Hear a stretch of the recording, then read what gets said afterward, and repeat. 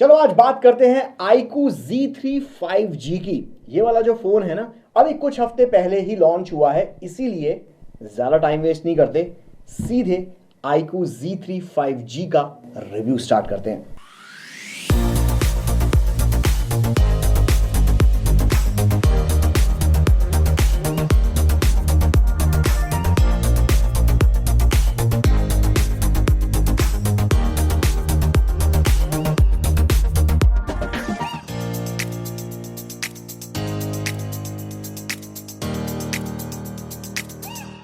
iQOO जो है वो वीवो का सब ब्रांड है। जैसे Xiaomi का सब ब्रांड पोको है, वैसे ही वीवो का iQOO है। वैसे अगर एक बात बोलूं तो iQOO के फोन्स तो अभी जितने भी बाजार में बिक रहे हैं वो तो बहुत उंगलियों पे गिनने लायक ही लॉन्च किए हैं iQOO ने, लेकिन जितने भी फोन हैं एक एक iQOO का फोन काफी इंप्रेसिव है। लेकिन iQOO के बाकी फोन्स की बात करेंगे फिर कभी।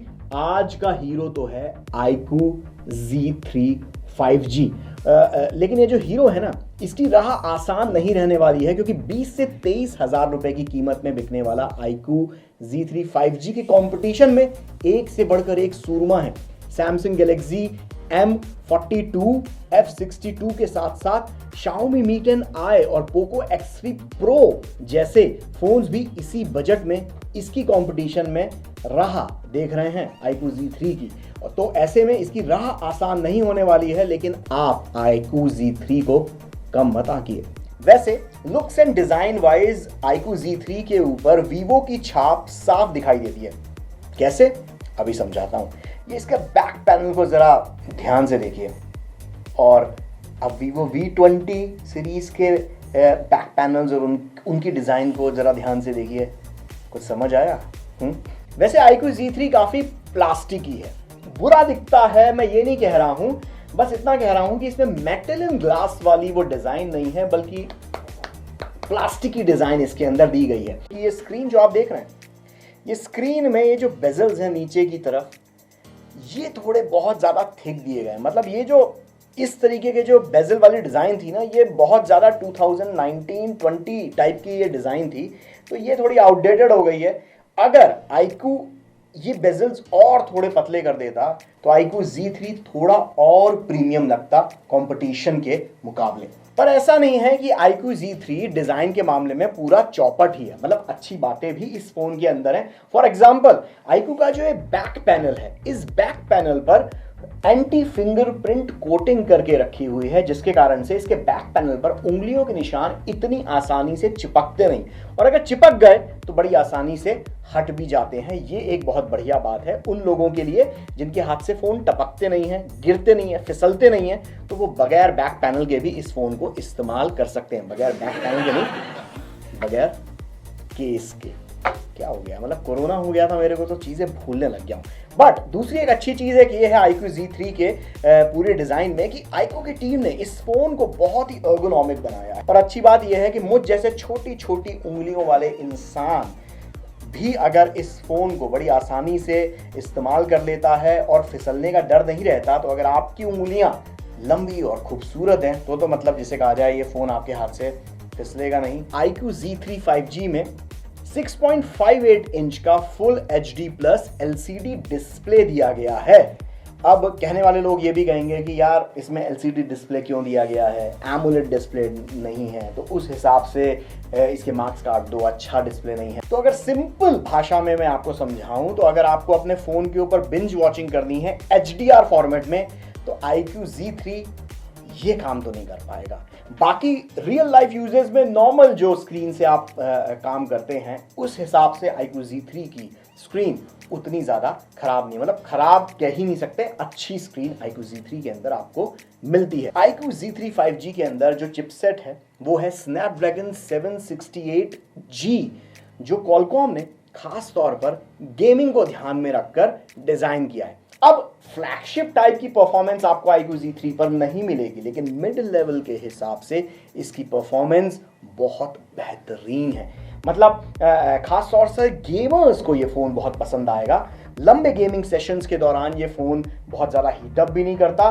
बस बहुत ज़्यादा अगर आप लंबी गेमिंग कर रहे हैं, 2-3-4 घंटे तक लगातार और फोन को आपने मतलब आराम करने का जरा सा भी मौका नहीं दिया है, तो थोड़ा बहुत लैग आपको देखने को मिलेगा, लेकिन वो भी बहुत थोड़ा सा। अदरवाइज गेमिंग परफॉर्मेंस के हिसाब से iQOO Z3 की परफॉर्मेंस एकदम मक्खन है, मक्खन। और बैटरी के मामले में भी iQOO Z3 बहुत ज्यादा परेशान नहीं करता। हाँ, रोजाना चार्ज जरूर करना पड़ता है, लेकिन एक बार इसको चार्जिंग पे लगाया तो फटाफट चार्ज भी हो जाता है। 55 वॉट की फास्ट चार्जिंग iQOO Z3 में दी गई है, जो फोन को लगभग 60% चार्ज कर देता है आधे घंटे में। मतलब अगर आप एक नॉर्मल यूजर हैं जिसको बहुत ज़्यादा गेमिंग नहीं करनी, बहुत ज़्यादा बिंज वॉचिंग आप नहीं करते हैं अपने फ़ोन के ऊपर, तो iQOO Z3 अगर आपके पास है तो ये फ़ोन को आपको चार्ज करने की ज़रूरत, मतलब अगर सुबह अगर आपने फ़ोन को चार्ज किया तो अगले दिन सुबह आपको फ़ोन को दोबारा चार्जिंग पर लगाना पड़ेगा। लेकिन अगर आप गेमर भाई हो, मतलब गेमिंग खेलना आपको करना पसंद है और आप दिन में कम से कम 2-3-4 घंटे आप गेमिंग कर लेते हैं, तो अगर आपकी ऐसी यूजेस है तो सुबह आपने चार्जिंग पर लगाया तो आपको शाम या इवन रात को आपको सोने से पहले इसको चार्ज करने की जरूरत पड़ेगी। लेकिन ये नहीं कि दिन में 2-2 बार चार्ज करने की जरूरत पड़ रही है 2 घंटे 3 घंटे की गेमिंग के बाद, इतना जरूरी अच्छे से कर देता है। लेकिन अब बात करते हैं कैमरे की। वैसे iQOO वीवो का छोटा भाई है, मतलब सब ब्रांड है तो छोटा भाई हुआ, और वीवो के जो फोन्स हैं वो कैमरे के मामले में काफी अच्छे माने जाते हैं, तो iQOO के साथ भी कहानी वही वाली है। 64 मेगापिक्सल का प्राइमरी कैमरा है, तो वीवो के कैमरों में वैसे ही नॉर्मली AI फीचर्स एकदम ठूस ठूस के भरे हुए होते हैं, तो iQOO के साथ भी कहानी वही वाली है। इसके कैमरे के अंदर आपको ढेरों आर्टिफिशियल इंटेलिजेंस से बिल्कुल एकदम समझदार इंटेलिजेंट आपको ढेर सारे फिल्टर्स, ढेर सारे फीचर्स आपको इसके अंदर देखने को मिलेंगे। दिन की रोशनी में इसका कैमरा बहुत बढ़िया तस्वीरें खींचता है, बढ़िया डिटेल्स, बढ़िया शार्पनेस, लेकिन इसका AI इंजन कलर्स को थोड़ा और ज्यादा इनहैंस कर देता है, जो इंस्टाग्राम के हिसाब से तो बहुत ज्यादा, मतलब जिसे कहा जाए उसमें नंबर्स मिल जाएंगे कि अगर आप फोन से फोटो खींची, सीधे इंस्टाग्राम पे अपलोड की, रील्स हो या फिर आपका नॉर्मल इमेजेस हो, पोस्ट हो, तो उस पे तो आपको ढेरों लाइक मिलेंगे इंस्टाग्राम पर या किसी भी सोशल मीडिया प्लेटफॉर्म के ऊपर। लेकिन हो सकता है कई यूजर्स इंक्लूडिंग माई सेल्फ जिन्हें नेचुरल कलर टोन ज्यादा पसंद आते हैं, उनको शायद ये फीचर बहुत ज्यादा पसंद ना आए। वीडियोस के मामले में भी iQOO Z3 का कैमरा बढ़िया काम करता है, वीडियो स्टेबलाइजेशन के मामले में भी बेहतरीन है, पर इसका अल्ट्रा वाइड कैमरा और मैक्रो कैमरा उतना ज्यादा, मतलब जिसे कहा जाए अच्छी परफॉर्मेंस नहीं देता। तो जिस बजट में iQOO Z3 बिक रहा है वहां कंपटीशन बहुत ज्यादा टफ है, बहुत ऑप्शंस है, कंफ्यूजन होना एकदम लाजमी है। तो ऐसे में आपको एक स्मार्ट कंज्यूमर की तरह सोचने की जरूरत है। आप स्मार्ट कंज्यूमर कैसे, अपनी जरूरत देखिए और उस जरूरत के हिसाब से ये तय कीजिए कि iQOO Z3 ये आपके लायक है या नहीं। अभी भी थोड़ा कंफ्यूज है इस फोन को लेकर, तो मैं थोड़ा कंफ्यूजन और आपका आसान कर देता हूं। फॉर एग्जाम्पल, अगर आप एक ऐसा फोन चाहते हैं जिसकी परफॉर्मेंस अच्छी हो और आपका बजट वही 23 से 25 हजार रुपए के बीच का है, मतलब 20 से 25 हजार रुपए के बजट में आपको अच्छी परफॉर्मेंस चाहिए, ये ले सकते हैं।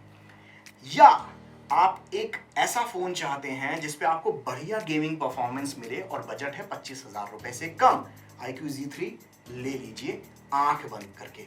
लेकिन इन दोनों चीजों के अलावा अगर आपके रिक्वायरमेंट इससे हटकर है, कुछ और ज्यादा हटकर है, तो फ्रैंकली बोलूं तो इस बजट में मार्केट में बहुत ज्यादा ऑप्शंस मौजूद हैं।